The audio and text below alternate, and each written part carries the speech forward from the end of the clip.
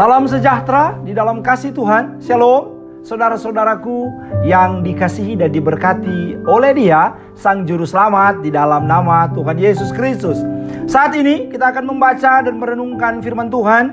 Tapi sebelum membaca, merenungkan bagian dari kitab Yeremia 30 ayat 1-24, mari kita berdoa.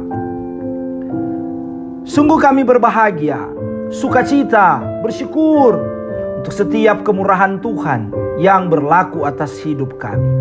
Engkau menyertai, Engkau memberkati, sehingga ada kesempatan terbaik bagi kami saat ini untuk membaca dan merenungkan firman-Mu. Anugerahkanlah kami pengetahuan dan kuasa Roh-Mu yang kudus, ya Tuhan, supaya kami mengerti setiap kehendak. Berfirmanlah Bapa, sebab kami adalah bejana di tangan-Mu. Bentuklah kami seturut kehendak Tuhan. Di dalam nama Yesus Kristus, firman yang hidup, kami berdoa dan bersyukur. Amin. Saudara-saudara yang diberkati Tuhan, bacaan kita adalah dari kitab Yeremia pasal 30 ayat 1 sampai ayatnya yang ke-24. Yeremia pasalnya yang ke-30 ayat yang pertama sampai ayat yang ke-24 tentang janji pemulihan Israel. Firman yang datang dari Tuhan kepada Yeremia bunyinya, beginilah firman Tuhan Allah Israel, tuliskanlah segala perkataan yang telah kufirmankan kepadamu itu dalam suatu kitab. Sebab sesungguhnya waktunya akan datang, demikianlah firman Tuhan, bahwa aku akan memulihkan keadaan umatku Israel dan Yehuda, firman Tuhan. Dan aku akan mengembalikan mereka ke negeri yang telah kuberikan kepada nenek moyang mereka, dan mereka akan memilikinya. Inilah perkataan-perkataan yang telah difirmankan Tuhan tentang Israel dan tentang Yehuda. Sungguh, beginilah firman Tuhan, telah kami dengar jerit kegentaran, kedahsyatan, dan tidak ada damai. Cobalah tanyakan dan selidiki, adakah laki-laki melahirkan? Mengapakah setiap laki-laki kulihat tangannya pada pinggangnya seperti seorang perempuan yang melahirkan? Mengapakah setiap muka berubah menjadi pucat? Hai, alangkah hebatnya hari itu, tidak ada taranya. Itulah waktu kesusahan bagi Yakub, tetapi ia akan diselamatkan daripadanya. Maka pada hari itu, demikianlah firman Tuhan semesta alam, aku akan mematahkan kuk daripada tengkuk mereka dan memutuskan tali-tali pengikat mereka, dan mereka tidak akan mengabdi lagi kepada orang-orang asing. Mereka akan mengabdi kepada Tuhan Allah mereka dan kepada Raja Daud, Raja mereka yang akan kubangkitkan bagi mereka. Maka engkau janganlah takut, hai hambaku Yakub. Demikianlah firman Tuhan. Janganlah gentar, hai Israel, sebab sesungguhnya aku menyelamatkan engkau dari tempat jauh dan keturunanmu dari negeri pembuangan mereka. Yakub akan kembali dan hidup tenang dan aman dengan tidak ada yang mengejutkan, sebab aku menyertai engkau. Demikianlah firman Tuhan, untuk menyelamatkan engkau, segala bangsa yang keantaranya engkau kuserahkan akan kuhabiskan. Tetapi engkau ini tidak akan kuhabiskan. Aku akan menghajar engkau menurut hukum, tetapi aku sama sekali tidak memandang engkau tak bersalah. Sungguh, beginilah firman Tuhan, penyakitmu sangat payah, lukamu tidak tersembuhkan, tidak ada yang membela hakmu, tidak ada obat untuk bisul, kesembuhan tidak ada bagimu. Semua kekasihmu melupakan engkau, mereka tidak menanyakan engkau lagi. Sungguh, aku telah memukul engkau dengan pukulan musuh, dengan hajaran yang bengis, karena kesalahanmu banyak, dosamu berjumlah besar. Mengapakah engkau berteriak karena penyakitmu, karena kepedihanmu sangat payah? Karena kesalahanmu banyak, dosamu berjumlah besar, maka aku telah melakukan semuanya ini kepadamu. Tetapi semua orang yang menelan engkau akan tertelan, dan semua lawanmu akan masuk ke dalam tawanan. Orang-orang yang merampok engkau akan menjadi rampokan, dan semua orang yang menjara engkau akan kubuat menjadi jarahan. Sebab aku akan mendatangkan kesembuhan bagimu, Aku akan mengobati luka-lukamu, demikianlah firman Tuhan. Sebab mereka telah menyebutkan engkau orang buangan, yakni sisa yang tiada seorang pun menanyakannya. Beginilah firman Tuhan. Sesungguhnya aku akan memulihkan keadaan kemah-kemah Yakub dan akan mengasihani tempat-tempat tinggalnya. Kota itu akan dibangun kembali di atas reruntuhannya, dan puri itu akan berdiri di tempatnya yang asli. Nyanyian syukur akan terdengar dari antara mereka, juga suara orang yang bersukaria. Aku akan membuat mereka banyak, dan mereka tidak akan berkurang lagi. Aku akan membuat mereka dipermuliakan, dan mereka tidak akan dihina lagi. Anak-anak mereka akan menjadi seperti dahulu kala, dan perkumpulan mereka akan tinggal tetap di hadapanku. Aku akan menghukum semua orang yang menindas mereka. Orang yang memerintah atas mereka akan tampil dari antara mereka sendiri, dan orang yang berkuasa atas mereka akan bangkit dari tengah-tengah mereka. Aku akan membuat dia maju dan mendekat kepadaku. Sebab siapakah yang berani mempertaruhkan nyawanya untuk mendekat kepadaku? Demikianlah firman Tuhan. Maka kamu akan menjadi umatku, dan aku akan menjadi Allahmu. Lihatlah, angin badai Tuhan, yakni kehangatan murka, telah keluar menyambar. Angin puting beliung dan turun menimpa kepala orang-orang fasik. Murka Tuhan yang menyala-nyala itu tidak akan surut sampai ia telah melaksanakan dan mewujudkan apa yang dirancangnya dalam hatinya. Pada hari-hari yang terakhir, kamu akan mengerti hal itu. Demikianlah saudara-saudara firman Tuhan bagi kita semuanya. Saudara-saudara, pada zaman dahulu ada seorang pemuda yang memiliki pribadi yang sangat tulus dan mulia. Ia dikenal sebagai seorang yang jujur dan tak pernah mengingkari janjinya. Suatu hari, sang pemuda ini sangat membutuhkan uang untuk keperluan hidupnya. Ia pun menyeberangi pulau untuk meminjam sejumlah uang kepada temannya. Namun pada saat itu, tidak ada orang menjadi saksi dalam perjanjian antara sang pemuda dengan temannya itu. Teman pemuda itu berkata, carilah sahabat-sahabat kita yang lain untuk menjadi saksi bagi janji kita ini. Pemuda itu pun berkata kepada temannya, cukuplah Tuhan yang menjadi saksi kita. Teman pemuda ini pun mengatakan, oke kalau demikian. Tapi sekarang carilah penjamin yang dapat menolongmu saat ada kesulitan untuk melunasi hutang. Pemuda ini pun berkata kepada temannya, cukuplah Tuhan menjadi penjamin aku. Akhirnya sang teman ini mendengar apa yang diucapkan sahabatnya itu, langsung meminjamkan uang sebesar 1000 dinar.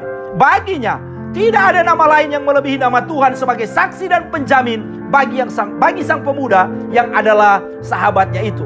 Dan setelah ia meminjamkan uang yang dimaksud, mereka berdua pun menyepakati masa jatuh tempo pengembalian uang tersebut. Kemudian pergilah sang pemuda itu dengan uang pinjaman yang telah ia dapatkan untuk memenuhi kebutuhan hidupnya. Dan pada saat jatuh tempo pengembalian, uang pemuda ini hendak kembali ke pulau temannya itu. Tapi apa daya, pada saat itu tidak ada satupun perahu menuju ke pulau tempat sahabatnya. Padahal biasanya di hari-hari lain perahu selalu ada. Namun entah mengapa pada hari itu si pemuda tak mendapati satupun perahu meski telah mencarinya dengan keras. Cemaslah hati sang pemuda ini karena tak mampu untuk mendapatkan perahu. Ia tak mau melanggar kesepakatan dan janji utangnya. Si pemuda ini tak mau berputus asa karena ia telah berjanji untuk melunasi hutangnya pada hari itu. Maka ia pun berpikir bagaimana mengembalikan uang itu. Saat ia berpikir, terlihat olehnya sepotong kayu yang lewat dan terapung di air. Segera diambilnya kayu itu, kemudian melubanginya. Uang 1000 dinar itu kemudian ia masukkan pada lubang kayu tersebut. Tak lupa sepucuk surat ia tuliskan bagi temannya yang telah memberi pinjaman. Ia menutup lubang kayu itu kembali dan kemudian melarungnya ke laut dan berucap, ya Tuhan, engkau tahu bahwa aku meminjam uang sebesar 1000 dinar kepada temanku. Ketika ia meminta saksi, aku berkata, cukup Tuhan jadi saksi. Dan ketika ia meminta penjamin, aku berkata, cukup Tuhan sebagai penjamin. Sekarang ketika jatuh tempo, aku berusaha untuk mengembalikannya sebagai janji yang kutepati. Tapi sayangnya, saat ini tidak ada satu perahu pun yang dapat membawa aku untuk pergi ke pulau tempat temanku itu. Sungguh ya Tuhan, aku menitipkannya kepadamu. Sepotong kayu itu pun hanyut mengikuti arus laut. Namun meski telah memasrahkan uang dalam kayu tersebut, bukan berarti sang pemuda berhenti berusaha. Ia terus mencari perahu untuk mengantarnya ke tempat temannya itu. Sementara itu di seberang laut, teman sang pemuda itu telah menunggu temannya itu. Ia pun menunggu di tepi laut, menanti kedatangan perahu yang datang membawa temannya untuk menepati janjinya. Tapi dalam penantian itu tidak ada satupun perahu yang muncul. Cukup lama ia menunggu, ia pun menjadi bosan. Namun kemudian ia melihat sepotong kayu yang hanyut, bermaksud digunakan sebagai kayu bakar di rumahnya. Maka ia pun mengambilnya dan membawa pulang ke rumah. Saat sampai di rumah, ia membelahnya, dan alangkah terkejutnya dia, karena saat membelah kayu, ia menemukan 1000 dinar dan sepucuk surat. Membaca isi surat itu, ia pun tersenyum senang dan sekaligus terharu. Keesokan harinya, si pemuda muncul dengan wajah penuh cemas dan rasa bersalah. Turun dari perahu, ia bergegas menuju rumah temannya. Setelah bertemu, pemuda itu pun berkata bahwa tidak ada maksud dirinya untuk mengingkari janjinya. Hanya saja pada hari kemarin tidak ada satu perahu pun yang menuju ke pulau itu. Dan pada hari ini saat ada perahu, maka aku datang menjumpaimu untuk mengatakannya, agar aku tak dicap sebagai pembohong, orang yang tak menepati janji. Teman sang pemuda itu pun tersenyum melihat kegigihan dan suatu kejujuran yang luar biasa dari sahabatnya itu. Ia pun berkata, apakah kau mengirim sesuatu kepadaku? Tanyanya. Namun si pemuda itu tak pernah terpikirkan bahwa kayu yang dilarungnya itu bisa sampai ke alamatnya dengan benar. Sang pemuda itu pun menjawab, tidak ada, aku tidak mengirimkan apa-apa, karena itulah saya datang ke sini. Temannya itu pun berkata bahwa kayu yang dilarung telah ditemukan olehnya. Dia telah menerima kayu yang telah kau kirimkan kepadaku lewat laut yang luas. Sungguh kau adalah sahabatku yang tulus dan jujur. Ketulusan dan kejujuranmu telah membuat laut yang luas terlihat kecil dalam ketulusan hatimu yang dengan jujur menepati janji. Bawalah kembali 1000 dinar ini sebagai rasa terima kasihku, karena pelajaran penting dari arti sebuah ketulusan, kejujuran, terlebih bagaimana menepati sebuah janji. Saudaraku yang diberkati Tuhan, kisah di atas hendak mengantar kita kepada suatu perenungan bersama. Bagaimana kalau kita telah berjanji, maka kita harus menepatinya. Sekalipun mungkin proses yang kita jalani untuk menepati janji itu tidak mudah, tetapi di sini kita melihat bagaimana ketulusan dan kejujuran membawa kita belajar untuk menghargai suatu proses dalam hidup ini. Hal ini juga yang dilakukan oleh Tuhan bagi umatnya, bahwa sekali ia berjanji pasti akan dinyatakannya. Walaupun mungkin dalam pemenuhan janji ini ada proses yang terkadang menyakitkan yang dialami oleh umatnya. Bukan karena ia tidak menyayangi, tapi bagaimana ia mendidik orang yang dikasihinya agar kemudian hidup dalam ketulusan dan kejujuran untuk mengasihi Tuhan. Untuk itu, perenungan di saat ini diberi tema firman Tuhan dan janji pemulihan. Suatu refleksi iman terhadap kehidupan kita berdasarkan pada kitab Yeremia 30 ayat 1 sampai ayat 24. Firman Tuhan ini diawali dengan ungkapan di ayat pertama, hadabar, dari kata dafar, firman yang datang, haya, kepada Yeremia. Dan firman ini berasal dari Tuhan. Di ayat kedua mengatakan firman ini mengharuskan Yeremia menuliskan, tuliskanlah, katab, segala perkataan, dibarti dari kata dabar.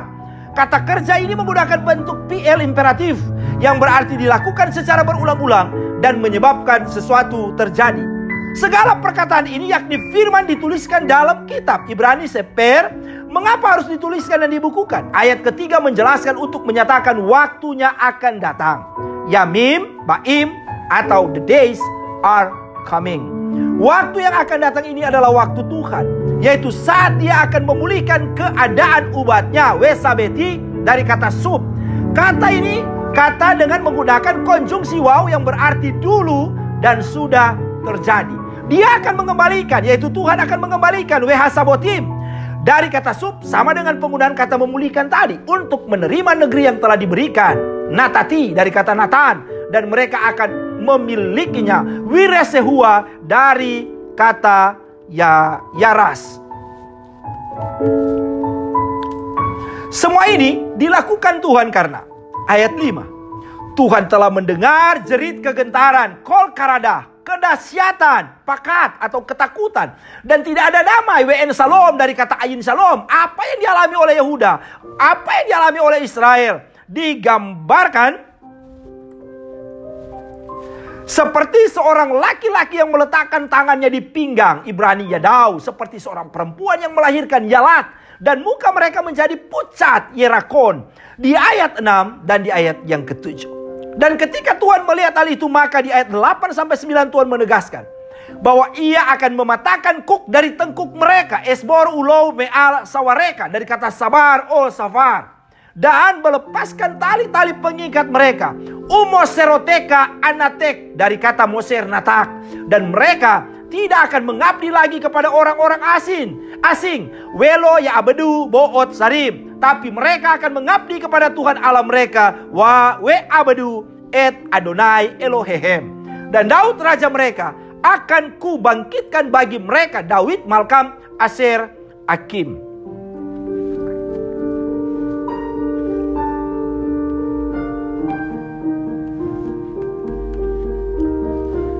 Menarik untuk mencermati, saudara-saudara, kata akan kubangkitkan di sini. Dari kata akim, dari kum. Ingat kata talita kum? Tuhan Allah membangkitkan seseorang yang mati. Dan dalam teks ini menggunakan kata kerja hifil imperfect. Suatu kata kerja yang menunjukkan sesuatu telah terjadi tapi belum rampung atau selesai. Dengan demikian kita dapat memahami bahwa Tuhan Allah akan membangkitkan Raja Daud sebagai pesan mesianik. Akan ada raja dari dinasti Daud sebagai suatu pengharapan mesianik orang Yahudi. Dan itu adalah Tuhan Yesus Kristus yang kita imani dari dinasti keturunannya Raja Daud.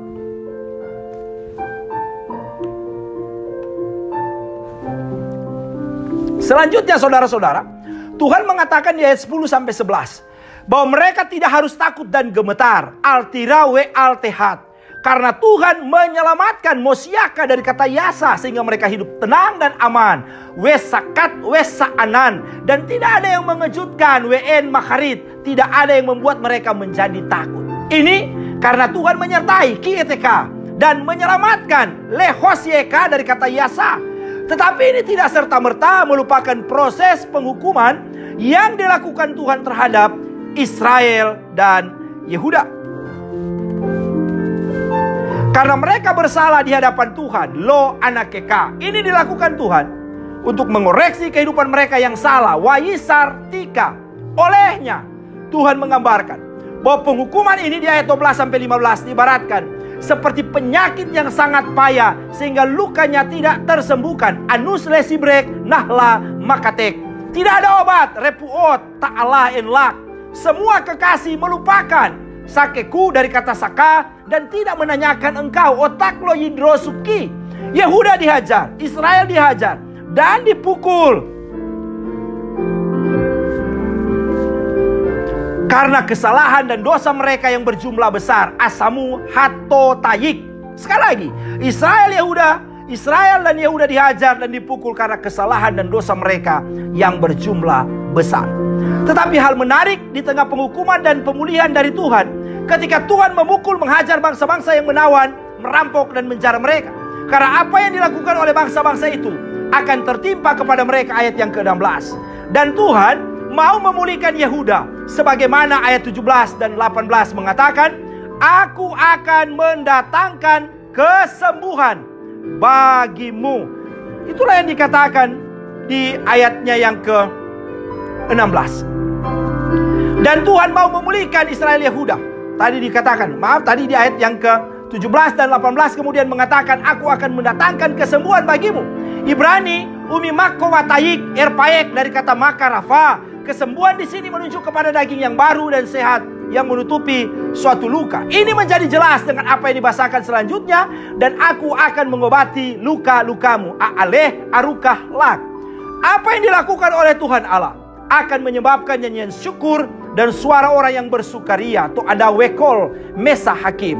Mereka akan menjadi banyak dan akan dipermuliakan dan tidak akan dihina lagi. Anak-anak mereka akan menjadi seperti dahulu kala, dan mereka akan tinggal tetap, dan Tuhan akan menghukum semua orang yang menindas mereka. Ayat 19 sampai ayat 20. Maka mereka akan menjadi umatku dan aku akan menjadi Allahmu, ayat yang ke-22.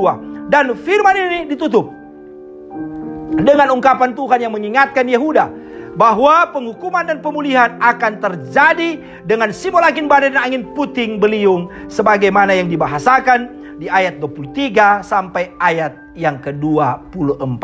Saudaraku yang diberkati Tuhan, dari apa yang dibahasakan dalam teks di atas maka kita diingatkan untuk terus hidup. Pertama, firman Tuhan adalah ya dan amin, kekal dan tidak pernah berubah. Ini membuat kita selalu percaya segala sesuatu yang difirmankannya pasti digenapi dan tidak ada yang gagal. Kedua, kita harus selalu mengingat bahwa semuanya ada dalam rancangan waktu Tuhan dan bukan menurut waktu kita. Kita tidak dapat mengatur atau mengendalikan Tuhan. Sebaliknya, kita harus selalu sadar dalam iman bahwa Tuhan yang mengatur dan mengendalikan kehidupan kita.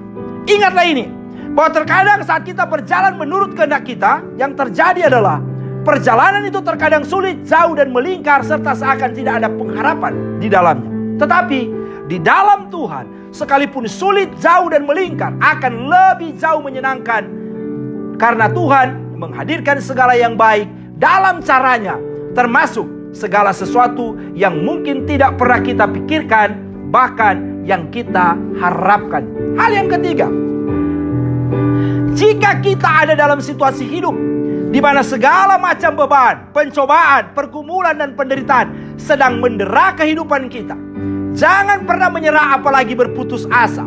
Percayalah bahwa setiap situasi hidup, termasuk yang paling sulit kita terima dalam hidup ini, berupa beban, pencobaan, pergumulan, penderitaan dan duka cita. Saat kita terus hidup dalam Tuhan, maka pasti akan ada pemulihan, pembebasan dan kelepasan di dalam Dia.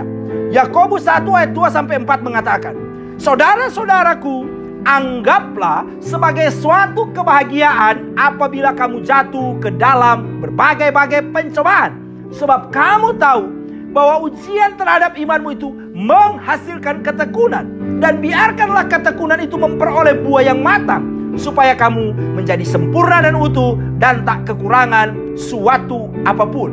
Ingatlah saudaraku, beban dapat Tuhan ubah menjadi berkat bagi kita. Hal yang keempat, melalui bacaan ini kita diingatkan untuk selalu sadar hidup benar dan berusaha tidak jatuh dalam dosa. Karena kita telah melihat penghukuman yang Ia kerjakan bagi bangsa Israel Yehuda yang tidak setia. Memang benar ada pemulihan dari Tuhan, tapi kemudian jangan membuat kita berpikir kalau kita berdosa pasti Tuhan ampuni, pulihkan, sehingga berbuat dosa lagi dan berbuat dosa lagi.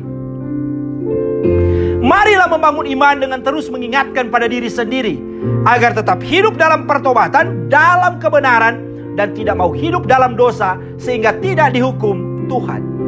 Jangan menunggu dihukum dengan segala sakit, penyakit, kesusahan, dan kemiskinan baru kita sadar dan bertobat. Hal yang terakhir dan yang kelima, seandainya ada orang lain yang menyebabkan kita menderita, tersakiti, maka kita selalu mengingat bahwa pemulihan dilakukan Tuhan dengan caranya yang ajaib bagi mereka yang membuat kita menderita dan tersakiti. Tuhan memberkati kita semuanya. Amin. Mari kita berdoa.